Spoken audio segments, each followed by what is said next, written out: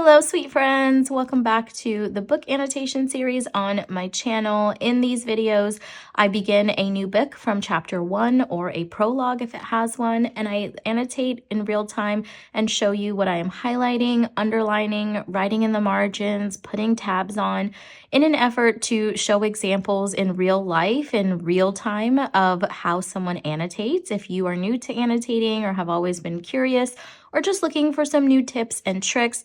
As I always say, annotating is such a personal experience, so what works for me may not work for you, and your style will also evolve over time. This is the style I am currently annotating with, so that's what I will show today. I'm going to be jumping right into this video, but if you are looking for a beginner guide to annotating, check out my Annotating 101 video. This is a step-by-step beginner-friendly guide to understanding everything about what to underline, what to highlight, all the various supplies that you need for annotating, things to avoid, great books to start annotating with. That video has a plethora of information if you are brand new to the world of annotating. I also have other live annotation videos on my channel if you want to see some more real-time examples. But for today, let's just go ahead and jump right into our book.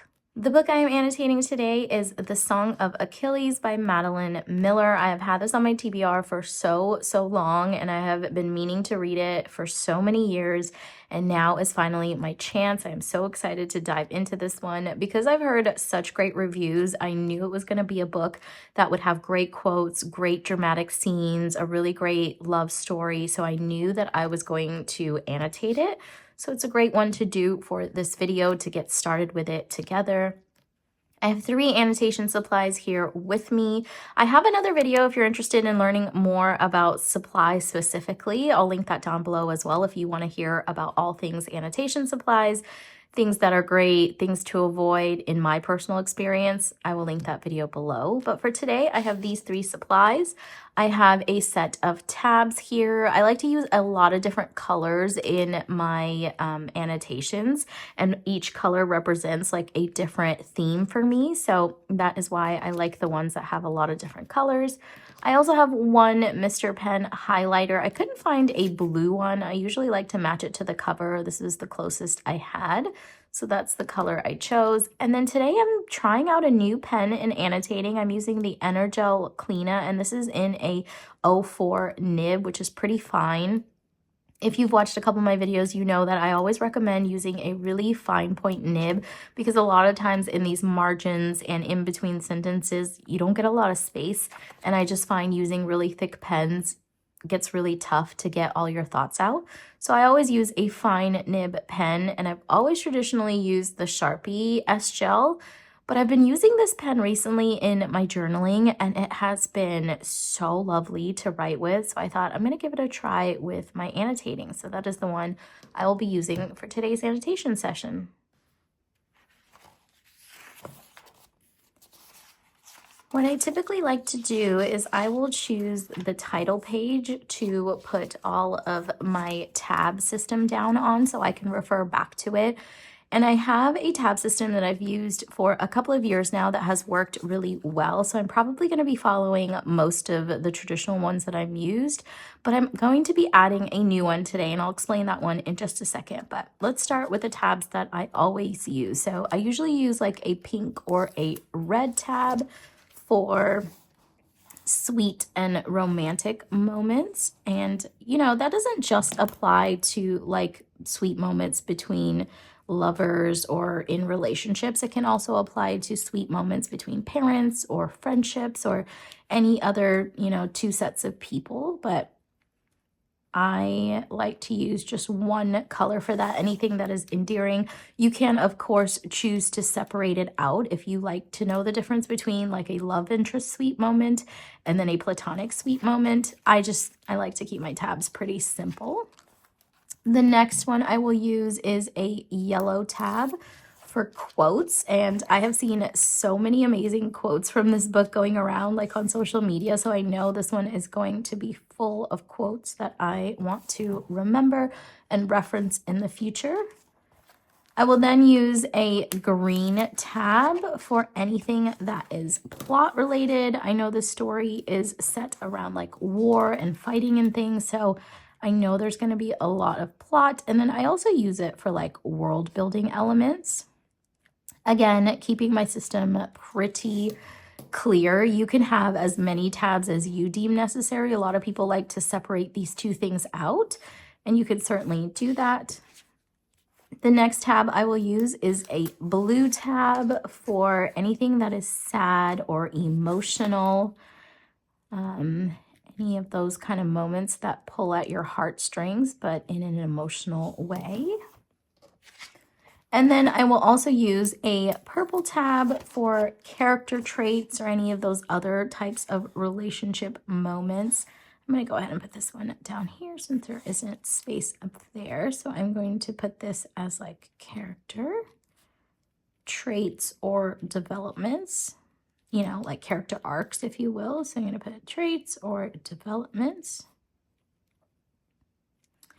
And then the last tab I'm going to add, which is new for me this time, traditionally you've seen me just use these 5 and they've worked pretty well, but I realized in some of my recent annotations that I did not have a tab for things that I just generally liked, and they didn't fall into this category, and also tabs for something that I didn't like. So the like one I can get pretty well in some of these other ones, but I realized that I did not have a tabbing system for noting anything that I just really, really despised. And sometimes when you read some of these like emotional, more intense, dramatic books, like I find that there are a lot of moments that I don't relate to, that I don't like, that, you know, the character does something really nasty or something crazy happens in the world. And it's not always necessarily sad, but it does evoke a lot of emotion in me, whether that's like anger or resentment or whatever it might be towards like a character or something that's happened.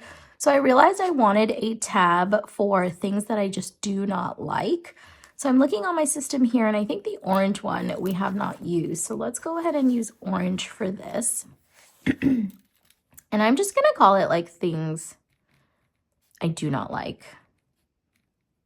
As simple as that. And that just shows you that, you know, your tabbing system does not have to be overly complex. It doesn't have to, you know, highlight things that you're not looking for. For me, these are the 6 things that stand out to me in a story. And, you know, annotating is such a personal experience, like I mentioned. So only put a tabbing system for the things that are meaningful to you, that you know you will refer back to. For me, quotes are a big one. I like seeing the sweet moments, the sad moments. All of these things are things that when I flip through an annotated book, these are the ones that I want to stand out. Now for you, it might be other things that stand out. And, you know, I've even seen people do a simple system that is literally just 2 tabs, things I don't like and things I like. And you can start that way. If you're intimidated by coming up with a whole system and a lot of different categories, then just start with those 2 and see how you go, or things that make you smile or things that make you cry. And you can just kind of develop your system from there, kind of like I'm doing now. I've just added this one as a new thing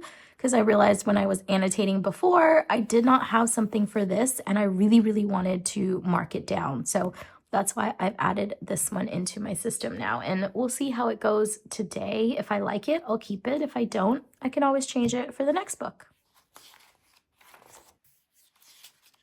To my mother, Madeline and Nathaniel. Chapter 1. My father was a king and the son of kings. He was a short man, as most of us were, and built like a bull, all shoulders. He married my mother when she was 14 and sworn by the priestess to be fruitful. It was a good match. She was an only child, and her father's fortune would go to her husband. This is back in the day when it didn't really matter if your personalities meshed or not. All that mattered was what you brought to the table, which is such an interesting take on this view of marriage. And it's interesting to see how it's evolved over time as well to what it's become in our day and age, which is, you know, not this. He did not find out until the wedding that she was simple. I think by simple, they probably mean like dumb or not intelligent. Her father had been scrupulous about keeping her veiled until the ceremony, and my father had humored him. If she was ugly, there were always slave girls and serving boys. When at last they pulled off the veil, they say my mother smiled. That is how they knew she was quite stupid. Brides did not smile. Goodness, what a sentence. And it just goes to show what they thought of women and brides in general back in the day. Like, God forbid she show some sort of emotion or some sort of, bright spot in her personality, because they just assumed the worst. That's just so sad to me.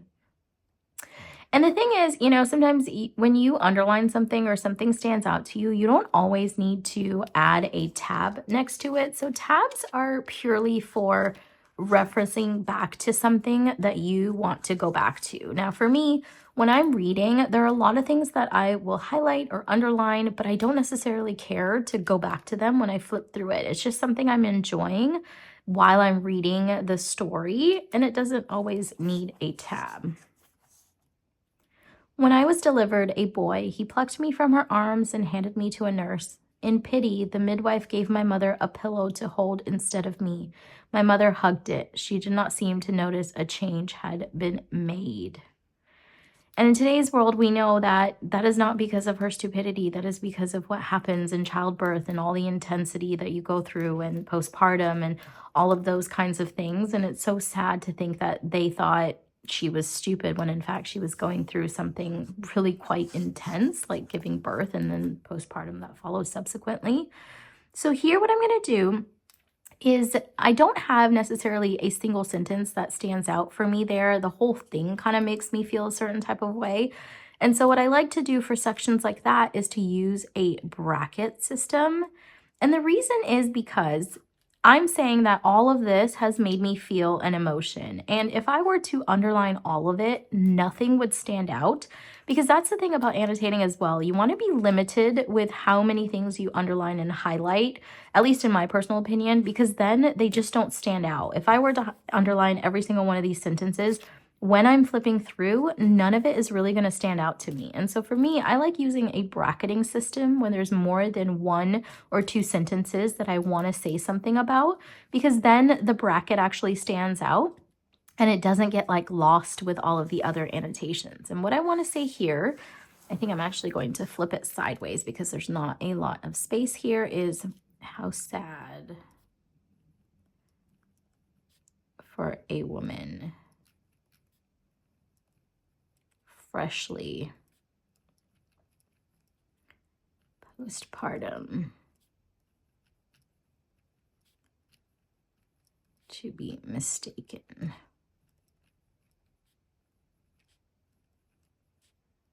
for being dumb, because she doesn't even notice the difference between holding a pillow and holding her own baby.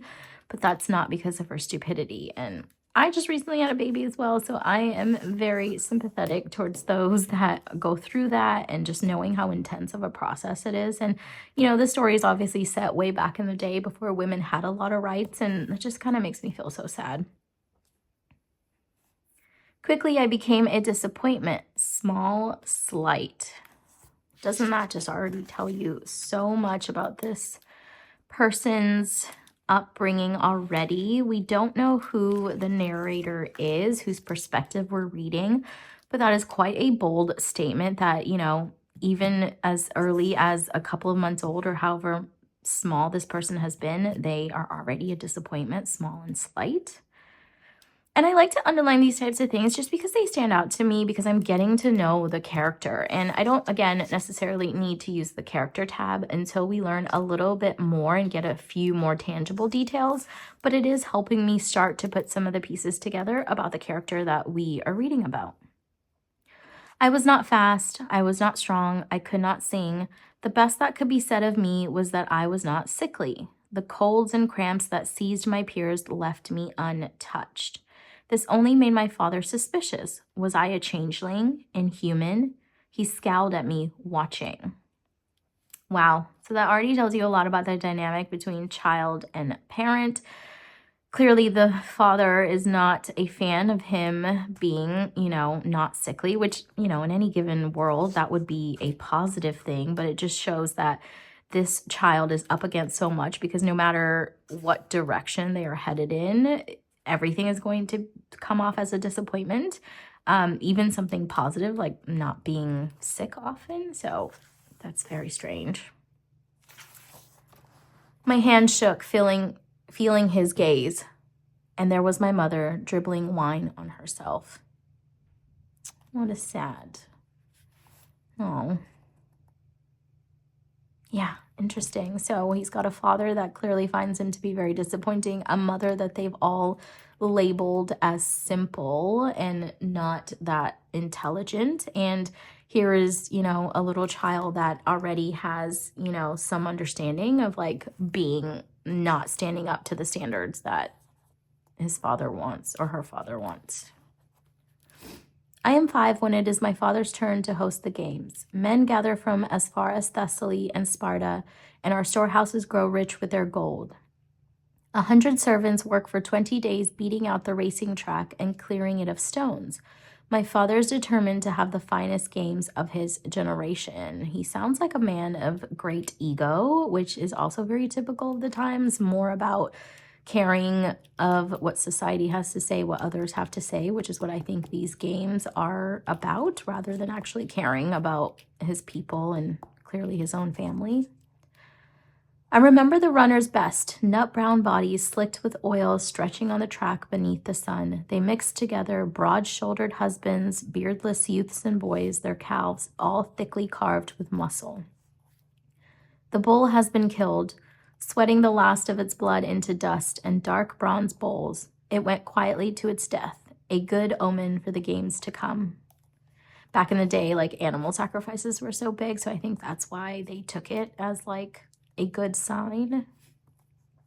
I'm actually going to put a plot point here because we are getting a lot of kind of insight into what's going on, the setting for this story. And it might not be the whole setting for the story, but I do like to highlight, you know, some of these kind of moments when I'm reading stories and I'm just kind of starting to get the lay of the land. So like I said, it seems like, okay, they live in ancient Greece. The Olympic Games, I assume is what this is about, are like a big deal. And for his father to be hosting them seems like a pivotal moment as well. So I'll go ahead and just put a plot point there. I don't really have anything to say, but if I ever want to reference back kind of like the foundational elements of the setting, then I have this tab here to reference.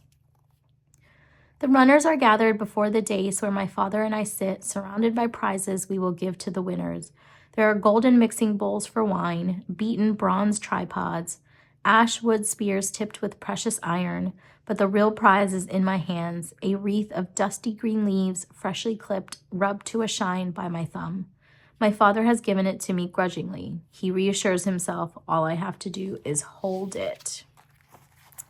Now that I will underline because we just seem to keep getting reassurances of his character, and it seems like he just does not hold his child in much favor. I'm going to go ahead and put a character tab here. And I'm going to write, you know, what a tough father figure.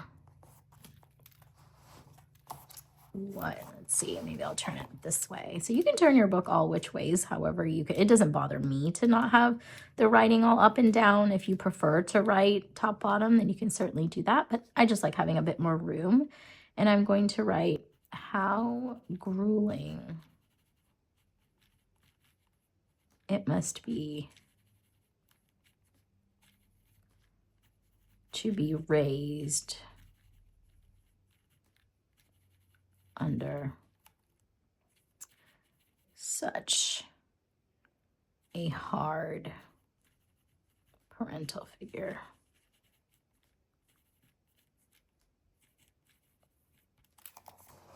Like even him just holding a prize is something that he has to reassure him about, that even he can't even handle that. And that's just so sad. Like having 2 children of my own, I know that the more you pour into children, the more you encourage them, the better they do. So this is just like not doing you any favors, pal.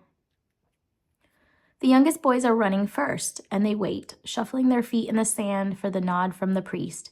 They're in their first flush of growth, bones sharp and spindly, poking against taut skin. My eye catches on a light head among dozens of dark, tousled crowns. I lean forward to see, hair lit like honey in the sun, and within it, glints of gold. the circlet of a prince. I really like that description. Hair like honey in the sun. Now, I'm not like huge on like poetic writing. I can certainly appreciate it. But it's not why I read books. But sometimes when, you know, sentences like that are written and they, you know, spark some sort of like imagery in my mind, I like to underline them. I think it adds a lot of visual context to the story. He is shorter than the others and still plump with childhood in a way they are not. His hair is long and tied back with leather. It burns against the dark, bare skin of his back. His face, when he turns, is serious as a man's. When the priest strikes the ground, he slips past the thickened bodies of the older boys. He moves easily, his heels flashing pink as licking tongues. He wins. I stare as my father lifts the garland from my lap and crowns him. The leaves seem almost black against the brightness of his hair. His father, Peleus, comes to claim him, smiling and proud. Peleus's kingdom is smaller than ours, but his wife is rumored to be a goddess, and his people love him. My own father watches with envy. His wife is stupid, and his son too slow to race in even the youngest group. He turns to me. That is what a son should be. Oh, poor kid. My heart just goes out to him because it seems like his father just wants to point out all of his negatives rather than like actually encouraging him with whatever his strengths might be, and he might actually turn out to be a son that he's proud of. And I hate that for him so much. But it tells you a lot about our main character, whose point of view that we are getting, like what he's up against, just like how scrupulous his father's opinions are, just how much he watches him, how much he tears him down. And it'll be interesting to see how this all plays out later in the book with who he becomes over time, because this type of stuff does not leave you. I mean, I'm sure we all have our own versions of childhood baggage, and it's incredible like how sentences like that, or you know, moments from your childhood can linger for a lifetime and, you know, show its ugly head in so many different ways. And that makes me so sad. And I'm actually going to highlight it. So for me, I highlight when someone says a direct quote. There's more detail about this in my Annotating 101 video if you want to see, but I use highlighting for quotes. And I'm not highlighting this because I like it. Typically, that's what I will do. But since now I have the annotation tab for things I do not like, I'm going to go ahead and use that one because I just hate that. I know what that can do to somebody and how much it will linger in his life. And so I'm going to use our do not like tab. What an a-hole. You can catch more flies with honey than vinegar. I'm sure that's one of those cliched quotes you have heard of before, but that's what this reminded me of. It's like, lift your son up and he will become more than you've ever imagined, but you keep tearing him down and it's not going to do anyone any favors. My hands feel empty without the garland. I watch King Peleus embrace his son. I see the boy toss the garland in the air and catch it again. He is laughing and his face is bright with victory. Beyond this, I remember little more than scattered images from my life then. My father frowning on his throne, a cunning toy horse I loved. My mother on the beach, her eyes turned towards the Aegean. In this last memory, I am skipping stones for her, plink, plink, plink, across the skin of the sea. She seems to like the way the ripples look, dispersing back to glass. Or perhaps it is the sea itself she likes. At her temple, a starburst of white gleams like bone, the scar from the time her father hit her with the hilt of a sword. Her toes poke up from the sand where she has buried them. And I am careful not to disturb them as I search for rocks. I choose one and fling it out, glad to be good at this. It is the only memory I have of my mother, and so golden that I am almost sure I have made it up. Oh my goodness, poor sweet boy. It's like, it's almost that feeling of like, it's just too good to be true. Like he has had what it seems like a really tough childhood and, you know, the one sweet memory he has, his mind is almost doing tricks on him, thinking that it's too good to be true, and surely he made it up because he doesn't have a lot of great memories from his childhood. I'm actually going to use a little red tab here because I can just imagine, you know, him and his mother on this little beach, like enjoying their simple little pleasures where they can, especially under the scrutinizing eye of his father and her husband, just like how much they must tiptoe and tread lightly. And here they are sitting on a beach, enjoying the simple things, which is probably all they've ever wanted. And all most of us want in life is just to be accepted and loved and enjoying some of our simple joys. And it makes me both sad, but also kind of warm inside, knowing that, you know, at least he had like a little memory like that, even if his mind sometimes thinks it's made up. After all, it was unlikely for my father to have allowed us to be alone together, his simple son and simpler wife. Wow. Just like I was saying, these moments were probably far and few because he sounds like such a controlling person that he wouldn't have wanted them to enjoy any sort of happiness together. And where are we? I do not recognize the beach, the view of coastline. So much has passed since then. Wow. What an introduction to this book already. So much heartfelt emotion. I can almost feel like the weight of the disappointment that this young boy has on him, just like through those couple of pages, like reading about everything his father has like thrown at him and all the like disappointment and all of that. I can feel like the weight of it. I am really enjoying her writing already. What I will typically do at the end of a chapter, because this is where you tend to get the most space, is I will put an open bracket and write any first reactions, any thoughts I have, anything I might be foreshadowing, any reactions I've had to what I've read, because this is a great place to get a few more thoughts out just because there is that space. What I also like to do sometimes is grab a journal or another book and put it under the side of a paper bag. Paperbacks just don't have support, and then your handwriting gets all wonky and just kind of funny. So I like to have it for that support. So I'm going to put an open bracket here, and I'm going to write. So what is my reaction here? Just that I can actually feel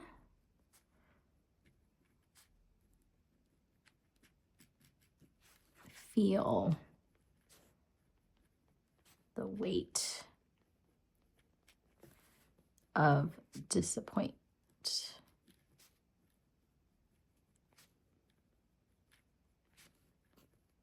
on this poor boy's shoulders. My handwriting is probably a bit funny because I'm having to lean over the camera, but bear with me. I can actually feel the weight of disappointment on this poor boy's shoulders, and how sad that even fond, lovely moments with his mother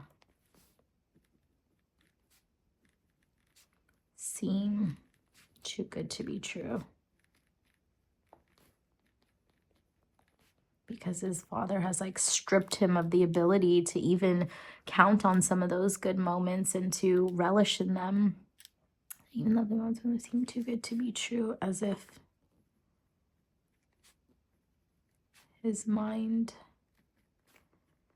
is playing tricks. I think this is actually, there's a term for it in psychology. I can't remember it now, but it's almost something akin to like repressed memories, like your brain in an effort. I don't know if it's survival or what it is, but sometimes it can like repress certain memories just because of how dark they were or how much trauma they caused. And I think it can also interfere with like good memories as well. So you just have this like weird patchwork of memories and your own history of childhood. And I think it can, yeah, obviously do a number on your psyche and who you grow up to become. But that is my reaction there to the first chapter. And so I've just, like I said, done an open bracket, written my thoughts, and then close the bracket. I love writing at the end of a chapter because it gives you all that free space to write. And how I like to think of it, if you are wondering, you know, what do I write? What do I say? I like to just think of it like I'm talking to a friend. I'm telling my husband, I'm telling my best friend or my mom or whoever about this book I'm reading, and just like my reactions about it. And so that's how I write. You'll notice in my annotations, they're very conversational. They're very related to something I personally am going through. Like back here when I wrote that comment about the mom, just because I myself, you know, have recently gone through postpartum. So I know I can relate to that. And that's what annotating is all about, is a personal experience, a personal journey, and connecting and relating to moments and characters and themes that relate to you in your life. And that's why there's no right or wrong way to do it. It is something that is only your perspective and your perception of the world and how you see things. So for me, something that hits home may not hit home for you, because I may liken this to something in my childhood or something with my relationships in my life. And so I will have something to say about those. But for you, you may relate to a different part of the story that evokes some kind of emotion. And that's typically what I kind of relate annotating to. It's like, what is evoking emotion in you, whether good or bad or sad or happy or ugly crying or happy tears or, you know, laughing from your gut? What is that emotion that that sentence or that story is evoking in you? And those are probably the things that you want to not only annotate, but also to write about. So that is what you will see in my annotation style. There are a million other ways to do this. You can do it from a much more systematic literature approach and look at the actual writing. Or like me, you can approach it from a more emotional standpoint, what you connect to, what you like, don't like, all that type of thing. So, you know, there's a lot of different ways to do it. This is just my personal style. I'm a very emotional person. I'm also a chatty Cathy. I have a lot to say about everything. I have opinions on so many things. And so that's why annotating has been such a fun process for me, because it allows me to just get that much deeper with stories that I love and enjoy, and you know, just treat these people like people that I might know and that I might engage with. And so you'll notice a lot of my annotations are very emotion-based and also very conversation-like. That brings us to the end of our annotation session today. Thank you so much for watching. That one chapter alone has me thinking this book is going to be quite an emotional roller coaster. It's already kind of evoked a lot of deep feeling in me, and I know it's only going to get better. I think it's meant to be a really tragic, sad book, but also very layered with an epic love story. It sounds like one of those books that kind of live on in you long after you've read it, and I'm really excited about continuing to annotate it. I hope you found that session helpful in noticing, you know, the types of things that I annotate. If you are an annotator like me from an emotional, personal perspective, I hope that gave you some tips. And if you are a different type of annotator, maybe it gave you tips on the things that you don't enjoy or you do enjoy. I have a lot of these live annotation sessions on my channel, and I try to aim to do at least one every week or 2 weeks. Lately, we've been enjoying a lot of autumn activities, so I haven't gotten to do as many as I'd like. But going into the winter season, I will be doing a lot more annotating. It's one of my favorite cozy hobbies to get snuggled up and warm inside with. And so I will be having a lot more of these sessions on my channel. I feature a number of different books, from romance to historical fiction. I may try a thriller soon and a fantasy soon, just to see how annotation styles and what I annotate differ in some of those types of books. I also have a nonfiction book annotation video coming soon, where I talk about just my approach with doing that. If you are interested, please like this video and also subscribe, and I will notify you all of when those videos are coming. But thank you so much for watching today, and I will catch you next time.